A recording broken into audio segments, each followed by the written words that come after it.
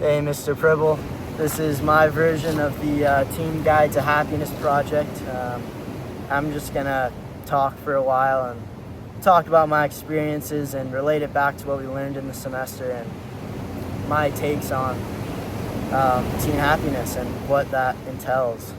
So, well, to get started, it's a real tough subject to kind of go at, just because there's so many different factors and so many different things that make up our lives, and it's different for everyone. Everyone has a different experience in life, and I sure know for me it was an interesting road. There's a lot of times when you feel lost and confused. I know I did, and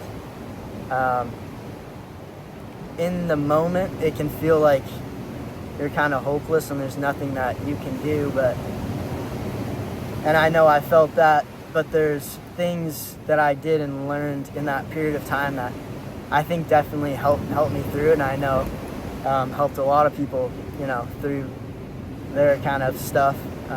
So I've heard just talking to them.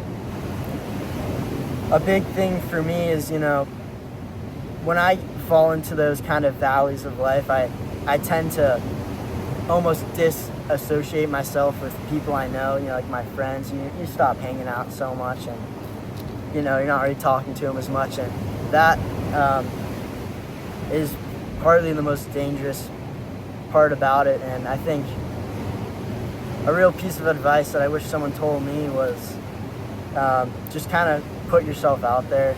I think that's really important. Kind of not losing faith in who you are and the direction that you want to go in life.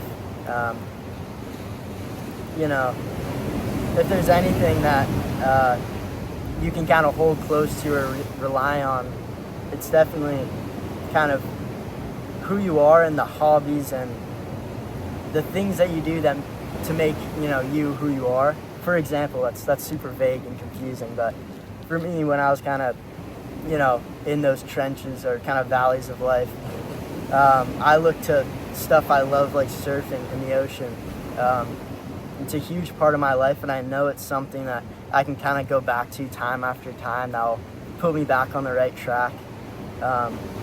It's good in those times, I feel, to do something that's familiar to you. When life feels so unfamiliar and feels so challenging, to be able to do and engage in the things that you are familiar with and you do know how to do, and you know how to do it. And I think that really helps.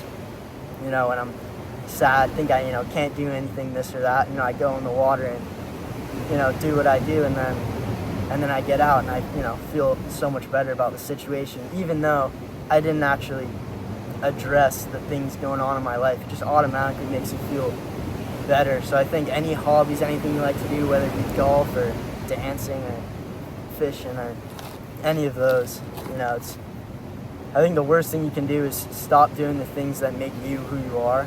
That's an instant track to go the wrong way, and I've talked to many people, and that's definitely the case for them as well. So doing the things that you like to do, I think that's number one in my teen goal for happiness. Those things that make you happy, it's just good to do them and be familiar with them and just really enjoy. If you can't enjoy anything else about life, at least enjoy those moments. But I find when I do those things, everything else in life just automatically becomes better in every way, shape and form. I think another kind of big point is Teen Guide to Happiness. If you're not happy, you're probably feeling sad and depressed, and that leads to feeling unmotivated and not wanting to do stuff.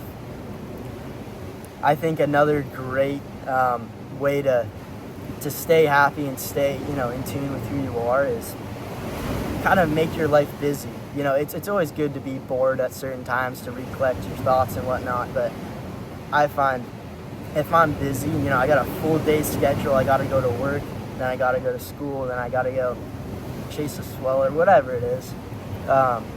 When I'm busy and I have stuff on my mind and there's stuff in front of me that I can rely on, even if it's homework, if it's just something to do, that automatically takes my concentration away from the sadness and all that and into like the work that I'm doing. And sometimes it's, you know, things like surfing for me, it's actually a really good way to channel my emotions. Even if I'm playing golf, you can really kind of focus on who you are and really channel all those emotions and say, all right, I'm gonna play golf for 2 hours and all that stuff is just going out the window. I'm gonna put all my, you know, attention into this round of golf. And as kind of corny as that seems, it really works, and it's a great way to really focus your emotion and even use it to your advantage, even if you're feeling sad. But yeah, so I'd say, you know, in times of kind of distress, mentally, you know, or physically even, I feel it's always good to try to take your mind off it and focus full on something, or do something that's familiar to you, like hobbies or hanging out with friends that are familiar, even if it's an old friend or a family member, a cousin, whatever it is. Just to, you know, I think it's all about just recentering your thought. You know, your mind spins at 1,000 miles an hour, especially in your teenage years. Everything's changing so fast. So if you can somehow take your mind off of it, so it's not running 1,000 miles an hour, it's just running, you know, at a certain speed just for that one activity. I think that really helps, you know, whether that's helpful or not.